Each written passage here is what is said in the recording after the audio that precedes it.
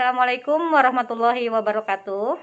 Selamat siang kepada yang terhormat Bapak RW, Bapak Marana, yang terhormat Bapak RT, Bapak Tarmudi, dan yang terhormat Ibu dosen pembimbing, Ibu Eli, juga semua warga RT 6 RW 12 Kelurahan Kalisuren. Terima kasih untuk kesempatan dan waktunya, di mana kami mahasiswa Stikes Pertamedika profesi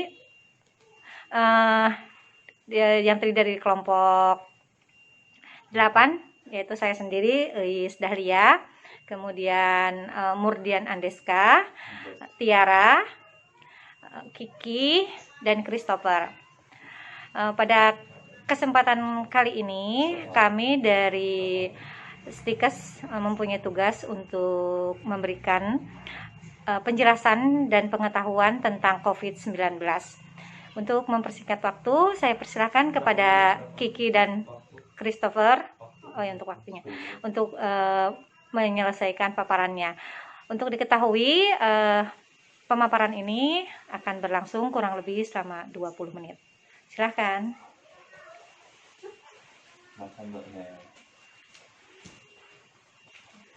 Saudara-saudara semua, sekarang kita lagi dilanda pandemi corona. Nah, corona ini adalah sebuah virus yang menyebabkan gejala influenza hingga menyebabkan pneumonia. Nah, penyakit yang terkena dari virus corona ini biasanya disebut dengan COVID-19. Dan corona ini berasal dari negara Cina, tepatnya ada di kota Wuhan. Dalam jangka waktu beberapa bulan saja, saat ini negara tertinggi yang memegang virus corona ada di negara Amerika Serikat yang mencapai angka 1.400.000 lebih. Dan di Indonesia sekarang sudah mencapai 16.000 jiwa yang menduduki peringkat 37 dari seluruh dunia. Nah, dari pengertian COVID tersebut, kita lanjut ke gejala COVID. Apa sih gejala COVID itu? Nah, gejala COVID itu yang paling umum muncul seperti ada demam, kelelahan, dan batuk kering. Beberapa pasien mengalami sakit dan nyeri, hidung tersumbat, pilek, dan sakit tenggorokan. Gejala-gejala ini biasanya ringan dan mulai muncul secara bertahap. Beberapa orang yang terinfeksi virus corona dapat mengembang dan mulai muncul secara bertahap. Beberapa orang menjadi terinfeksi tetapi tidak mengembangkan gejala apapun dan merasa tidak enak badan. Selanjutnya, COVID-19 ini menyebar melalui udara. Penyakit ini dapat menyebabkan dari orang ke orang melalui tetesan kecil dari hidung atau mulut yang menyebar.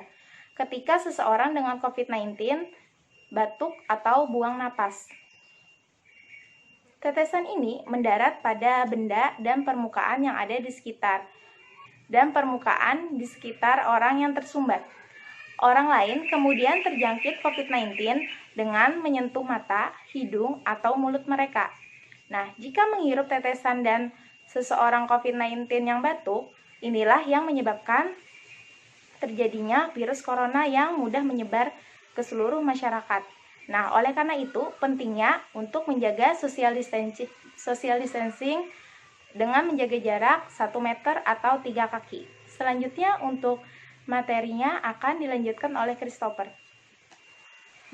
Saya akan melanjutkan dari teman saya tadi, Tiara, untuk diagnosa ini.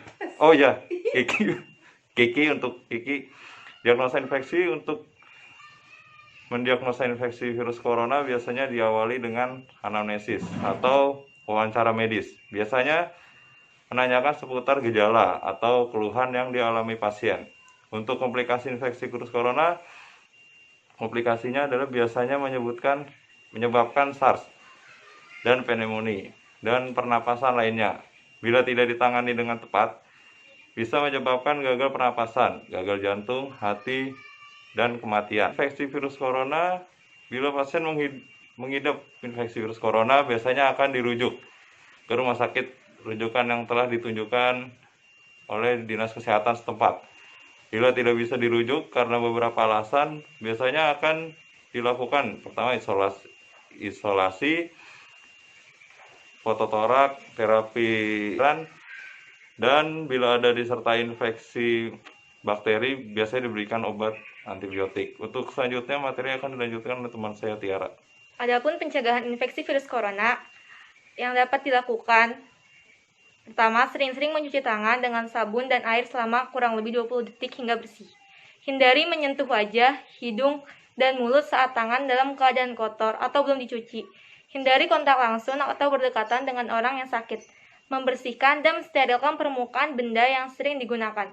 Tutup hidung dan mulut ketika bersin atau batuk dengan tisu. Kemudian buanglah tisu dan cuci tangan hingga bersih. Jangan keluar rumah ketika sakit. Kenakan masker dan segera berobat ke fasilitas kesehatan jika mengalami gejala penyakit saluran pernafasan. Ya, demikian tadi sedikit penjelasan dari teman-teman saya yang sudah disampaikan mengenai wabah COVID-19 yang saat ini masih melanda di Indonesia. Untuk itu kami berharap apa yang kami sampaikan bisa dipahami. Demikian dari kami dan hindari mudik untuk saat ini dan tetap di rumah. Terima kasih. Wassalamualaikum warahmatullahi wabarakatuh.